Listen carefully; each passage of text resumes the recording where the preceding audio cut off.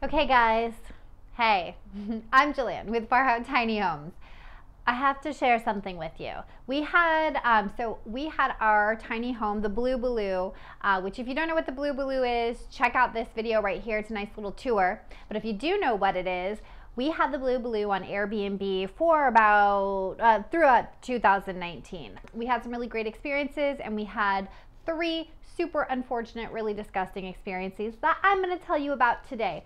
So if you are queasy, this video is probably not super for you, but if you want to learn really how to protect your Airbnb investment, then definitely stay tuned. Let's go.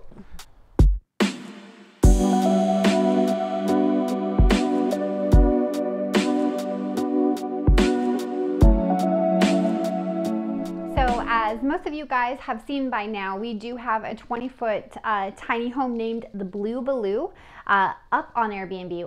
Or what I should say is it was up on Airbnb. So we rented this tiny home on average between like $95 and $125 a night, really depending on what was going on around town. Airbnb has this nifty little algorithm where they kind of adjust the price depending on the happenings nearby. So when there was a lot of stuff happening, we were making pretty good money, and when it was just kind of low key, like when it's 117 out here, we were making zero money. But we're not here to discuss analytics. We actually are going to do another video, but that is besides the point, because I got to tell you these stories. It was absolutely horrific what some people do in an Airbnb tiny homestay, like beyond horrific. Anyway, so our first questionable guest experience was not really like that big a deal. I'm going to share it anyway because it was just rather an inconvenience. We had a group of 3 people coming from California to stay with us during the EDC weekend. They were looking to go to the fairgrounds and be there most of the time. So the tiny house being the size that it was with 3 grown adults, they didn't mind because they just needed a place to sleep. So we made sure that they understood you can't have parties here, you can't be coming and going all night. They were totally down. They seemed like fine people, you know, via Messenger, but you never know what you're really gonna get. And so they booked, we approved, and they showed up. So they showed up early, totally fine, we were ready for them. And as soon as they walked into the tiny home, a fit about the composting toilet. Now we make it super clear in our listing, as you'll see here, that there are pictures of the composting toilet. It's written that there's a composting toilet, and then even in my pre-book questions it says, are you aware that there's a composting toilet? So we try to make at least 3 points of contact to let somebody know that this is not a standard house and there is a little bit of a learning curve, but most people can figure it out. They were actually really upset that there was a composting toilet. My husband, knowing that they were going to spend the week in an EDC, did say, isn't the motor speedway like littered with porta potties? This is literally a much cleaner way to use the restroom than a porta potty. They didn't really have much to say after that, but they had to use the composting toilet. Oh me, oh my. Anyway, that's not even the issue. Okay, right. So they stayed with us for one night and then decided that they just wanted to stay up closer to the speedway because we are about 45 minutes out. Everything we thought was fine because it wasn't like there was any confrontation with them. Well, when I went in to clean the unit the next day to get prepared for the next guest rolling through like in 2 days, these people had dumped a slushie, or what I figured was a slushie, in a plastic bag, like a shopping plastic bag, and then left it on the floor. Well, I guess that would have been okay if there wouldn't have been a hole, like a small hole in the bag, but there was a small tear in the bag. They left it right next to the kitchen cabinetry, so it seeped down underneath the cabinetry and into the floorboards, which was horrible. Living in the desert, we have ant problems out here, so we like to go a non-lethal way and use like diatomaceous earth and do like preventative care versus chemicals everywhere. So we were like, oh, you know, what are we gonna do? Because now we are gonna have this ant infestation. We have folks coming in, and this icky, yucky, sticky stuff was underneath the cabinetry and in the seams of the vinyl plank flooring. Well, first I contacted the guests, let them know, hey, this is what happened, here's all my pictures, you know, I wish you guys would have been more aware of what you were leaving behind in the tiny house. I'm glad I caught it when I did before it could do much more damage. And they instantly just shot back, you did this, this is staged. It was really weird, to say the least. I was just like, why would I ruin my own property? Anyway, so we let Airbnb know that they did leave this behind, and it seeped into the floorboards and it went underneath the cabinets. So we had quite a huge mess ahead of us to clean. Thankfully, we did, move out the cabinetry. We had to recaulk and fix some tile work, but we were able to clean it up. Just FYI, with this single experience, Airbnb didn't help out at all. Even with our pictures and the proof of what had happened, there was no compensation for our time for extra cleaning, and the guests did not approve paying the additional cleaning bill. So we were kind of stuck with that. It definitely made us think that while Airbnb is a great resource, it doesn't always, the app and the business doesn't always have the homeowner's best interest in mind. Moving on, it's experience number 2. So this one was kind of a doozy. We had this super cool couple stay with us. They were great with communication. They liked the tiny home movement. They were kind of like tiny home enthusiasts. They didn't live in a tiny house, but they would just wanted to experience something different. So the folks book the tiny house. They're here with us. I think they were here with us for 3 days, which was great. And everything went fine. Everything went swimmingly. Everybody's happy. And then we get a call early Sunday morning. They're supposed to check out Sunday morning. We get a call and they're like, your tiny house is flooded. And I'm like just out of bed. I think it was like 7 a.m. on a Sunday. Josh is already out there watering the garden or whatever he's doing.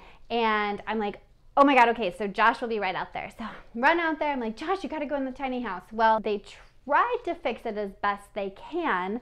But what we could ascertain from the situation, or what we gathered happened from kind of talking with them, was that they were both in the shower, which we don't specifically state one person in the shower at a time. It's an RV tub. It's kind of a small space. We just kind of figured that people would get that.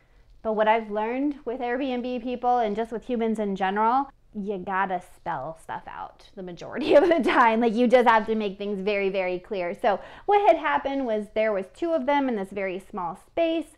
So what happened was somehow, and we still can't really figure out how, they had snapped one of the pipes that fed into the faucet. And I think what we figured out was that they had leaned or stood up against like the bathtub faucet, and it snapped off somehow, and the water went everywhere. Well, obviously, when you snap a main line, you can't just turn it off. They didn't know where the water shutoff valve was.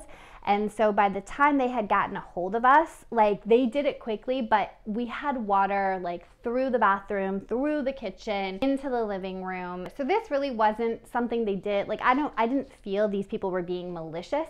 It was just an unfortunate thing that had happened. So they help us as best they can to dry up the situation. They get their stuff, they're out of here.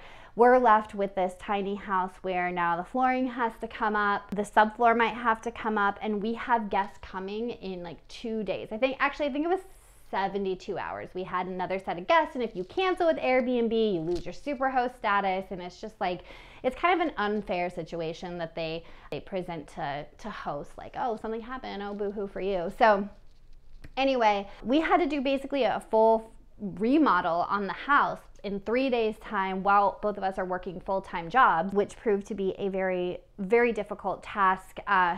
Fortunately, we're tiny home builders, so we were able to get it done.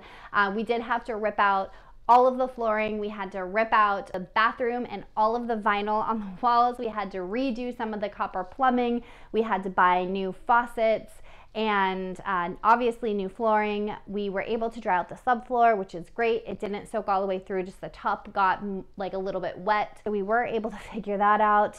And we just decided as a host on Airbnb that people mess up, and like, we could have charged them, but we didn't. We just figure, maybe we need to be more clear. We'll take this one.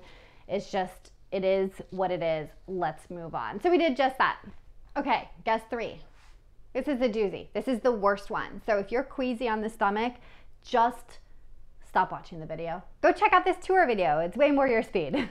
Guess number 3.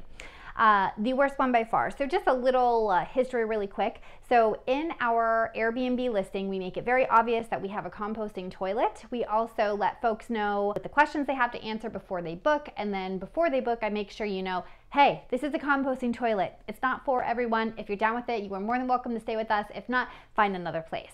Super simple. These folks said, nope, no problem.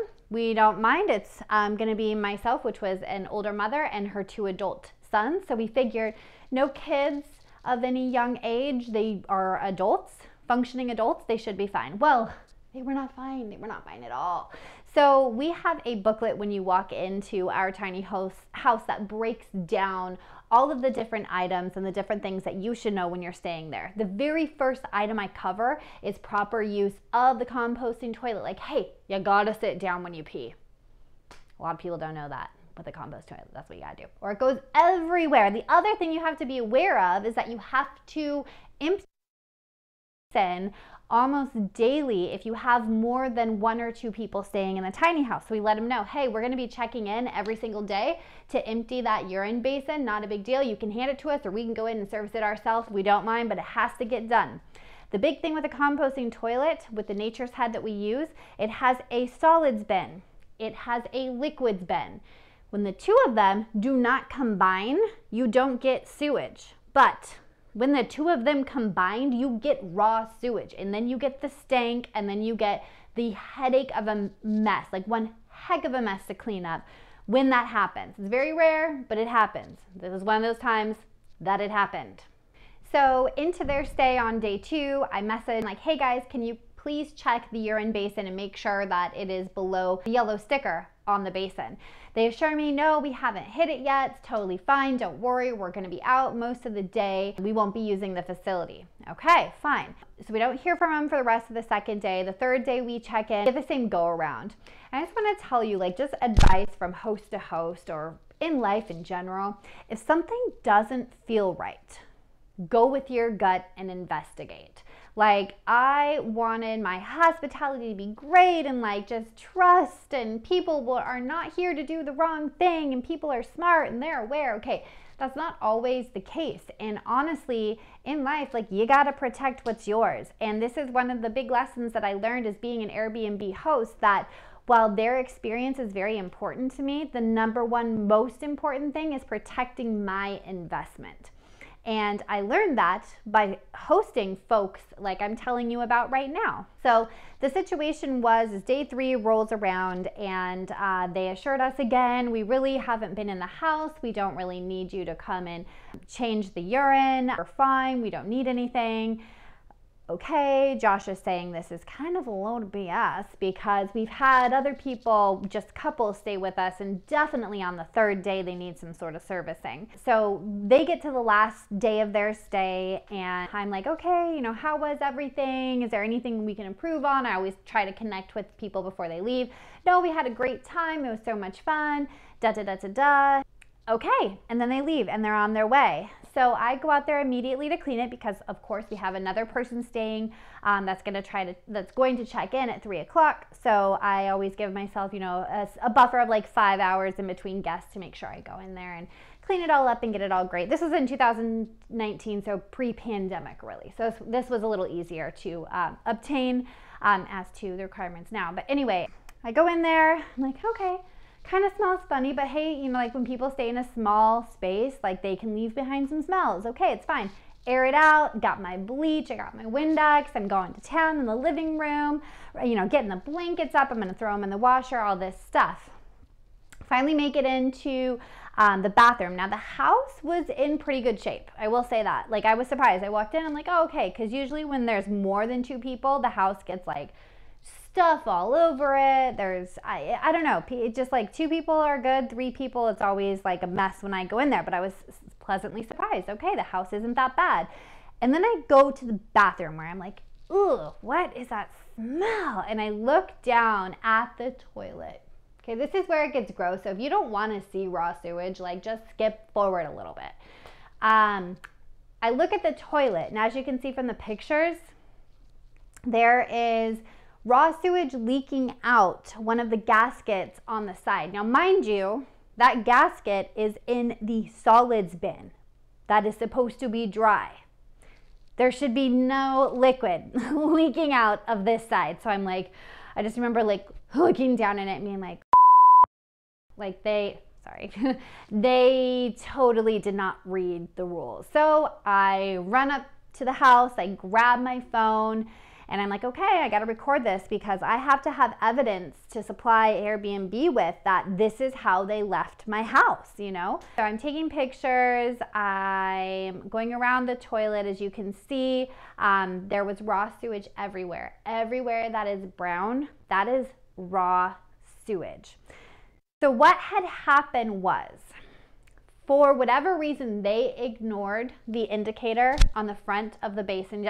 You can see it, it's that bright yellow sticker. When P gets above that line, and you can see the distinction from the line, the yellow line, and then the P line right there.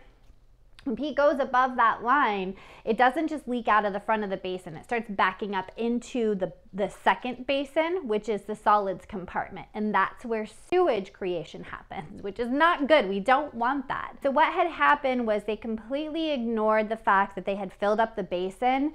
So then the urine, they just kept using it, and the urine then filled up into the second basin as well. So look at that picture. That is filled to the brim with urine. So these people were eating and drinking like regular folks, and they were using the restroom like regular folks, like just like we had said, you guys, we need to service this toilet.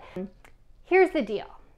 So when you use the Nature's Head and you need to go number 2, you see that little hole in that bowl? That's where your number 2 goes. Well, you have to open the shutter, and you can clearly see down in there, which they would have seen that it was full. The second thing was there was raw sewage leaking out the gaskets on both sides of this composting toilet. And third, once you get that sucker that full, that crank is not gonna work.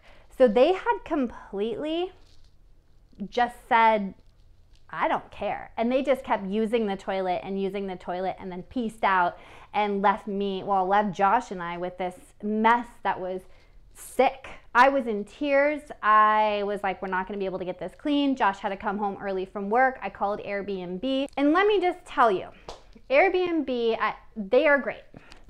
We made some good money with Airbnb. We met some really cool people. But when it comes down to it, they are a business, and they are a business that is not in the business of protecting your investment. So from host to host, you need to figure out a way that in case somebody does what happened to us into your home, you can get some money, because they're not going to offer very much, especially if the guest says they didn't do it. And Airbnb doesn't have that much knowledge on the understanding of how something works, i.e. composting toilets. I spoke until I was blue in my face trying to educate the reps at Airbnb about composting toilets, and it was just like, I was like, what? I just don't get what's so hard about understanding this. I was sending all sorts of information on proper usage and how they didn't use it properly and why we're in this situation now. So anyway, when it came down to it, Airbnb offered us a $100 reimbursement for our extra time cleaning.